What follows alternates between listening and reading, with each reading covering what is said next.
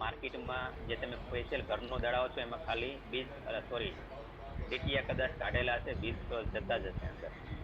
બરાબર. આવું બધું તમને જો ખબર હોય, તમને જો માર્કેટિંગ કરતા આવડતું હોય અથવા તો તમારી પાસે નોલેજ હોય તો 100% એનું ઘરનું મરચું વાપરતા હોય ને એ પણ આપણું વાપરશે. જે ઘરનું સિંગતેલ વાપરતા પોતાની ખેતરનું માંડવીનું કટાવેલું દેશી ગાણીમાં, એ લોકો પણ અત્યારે આપણે રાઈસ બ્રાન્ડ ઓઇલ વાપરે છે. તો એ શા માટે? એ આપણામાં કન્વિન્સ, આપણામાં એ તાકાત હોવી જોઈએ, આપણામાં એ પાવર હોવો જોઈએ. આપણે એના માટે ખાલી શીખવાનું છે અને બધામાં છે જ.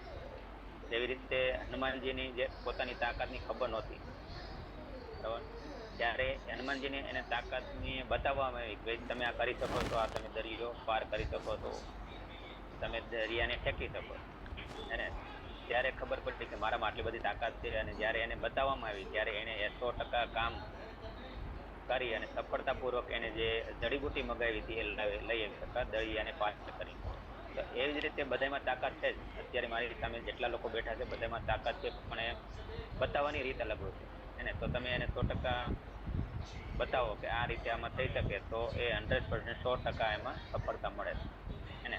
તો આપણું કામ છે કે ઘર ઘર સુધી આરોગ્ય પહોંચે. પહેલું કામ છે આરોગ્ય રક્ષણ. ત્યાર પછી નવા ભારતનું નિર્માણ ત્યારે જ થશે કે હરેક વ્યક્તિ શરીરથી સુખ હોય અને કોઈ જાતની પ્રોબ્લેમ ન હોય, બીમારી ન હોય, દવાખાનાના ખર્ચા ન હોય. ત્યાર પછી છે મહિલા સશક્તિકરણ, કે લેડીઝો, મહિલાઓ પણ આમાં આત્મનિર્ભર બની શકે, કોઈ પાસે હાથ લાંબો ન કરવો પડે. અને એ પણ નહીં, એને પણ સફળતા જન્મસિદ્ધ અધિકાર છે મહિલાને પણ, અને એ પણ સફળ થઈ શકે.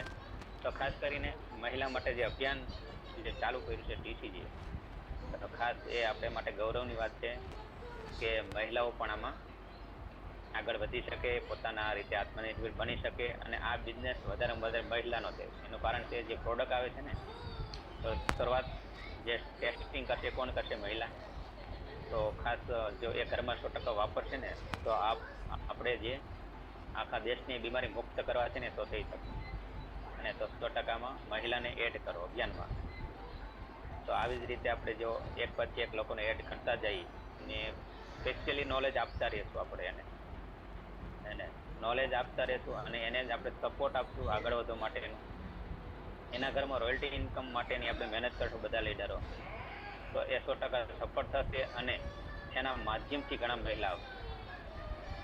તો આપણે એવા જેને કંઈક આગળ વધવું છે, એને જેને કંઈક કરવું છે, કોઈને સપના છે જે મહિલાના, બહેનોના, તો એના માટે આપણે જે બધા લીડરો મહેનત કરવા માટે તૈયાર છે, પેલા પોતે તૈયાર હોવો જોઈએ.